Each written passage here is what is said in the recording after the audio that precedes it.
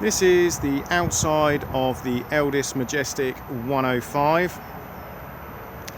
As we move along, we will firstly come to the battery locker. Here we have the leisure battery itself, and beside it, mains hookup point. Next we have water into the motorhome. So to fill up the fresh water tank, just pop a hose in here and fill it up. You will see that this can be locked. Beside it we have the external shower point. So if we slide this up and then we push on this blue collar here, we push it in, we can pop out the dust cover. And then if we get the end and we plug it back in, this will then lock into place, and as long as the water pump is on inside, this will automatically go under pressure.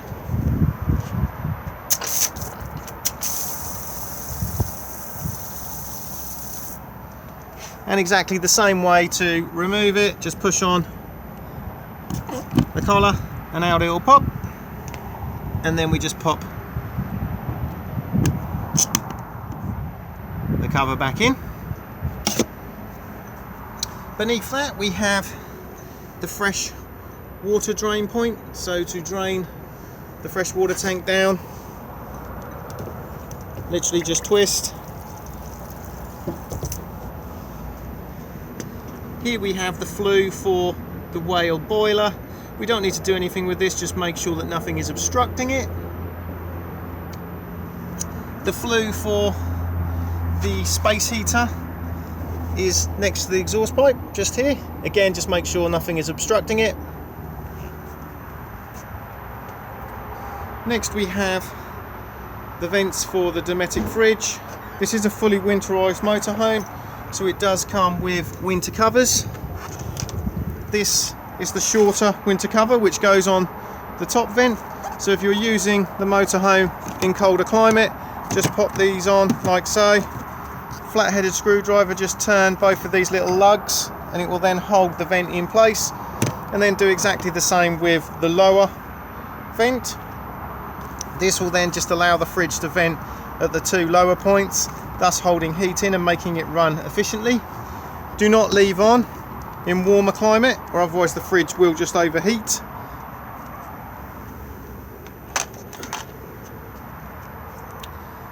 As we now come to the back of the motorhome, we have the cassette toilet.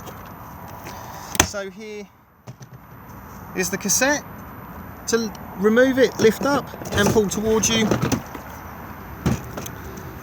Before use, remove cap and add your toilet chemical. This is also where it empties from as well. Just remember that when you are pouring it away, to hold this button down just here, this will release the vacuum inside. It's also advisable to keep this seal lubricated. Thetford do their own silicone spray, but any silicone based lubricant is fine. This is also a nice quick and easy way of giving the cassette a good clean. If you do need to gain full access inside, this whole section here can be removed. You'll see currently this arrow is pointing to the locked position. This bit here just needs to be rotated until this arrow hits here. All of these cassettes are now on wheels with extendable handles.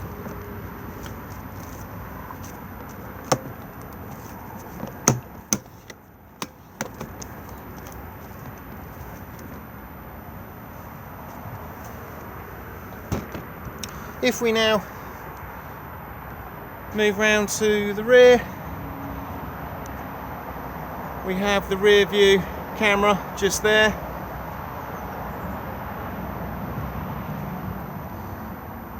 The grey water drain just there, so anything that goes down the plug holes goes into the holding tank and then is drained off at this point here.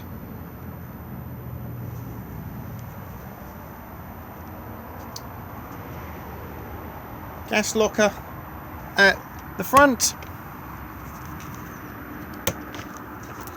As you can see, there is room in here for 2 gas bottles.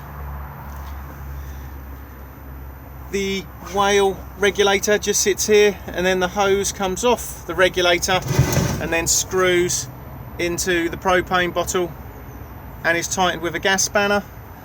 Bottle on and off on the top. Do make sure that the bottle is isolated for travel.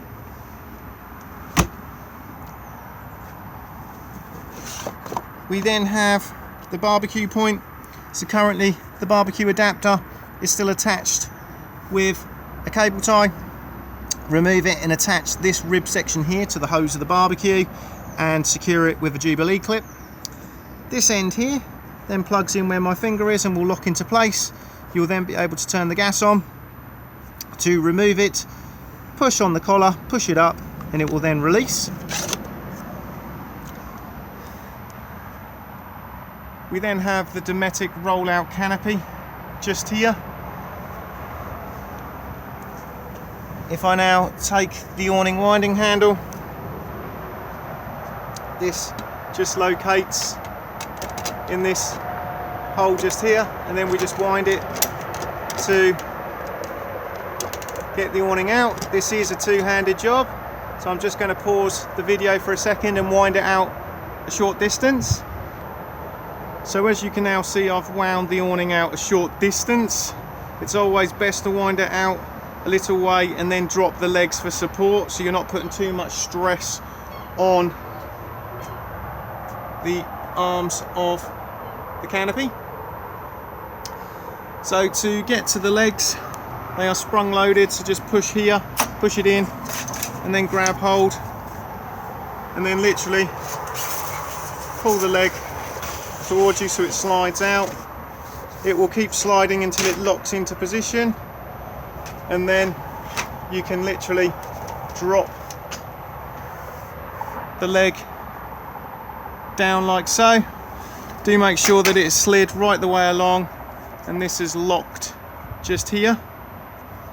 It's then just a matter of sliding this up out the way and then pulling this black lever here to release the leg.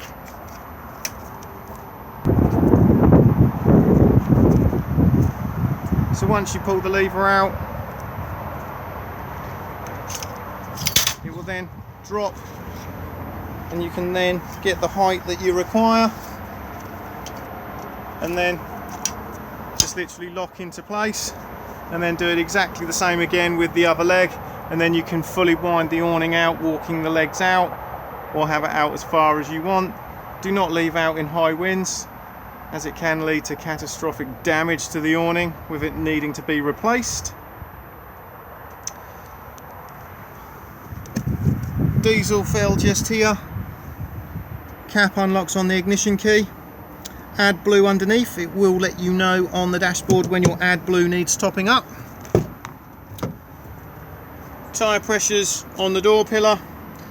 Both the passenger seat and driver's seat are heated with the buttons on the side. Jack and wheel brace sits underneath the passenger seat in its own box. Vehicle battery underneath the floor just here, and bonnet release just here. Spare wheel is located under the van at the rear, and it winds down.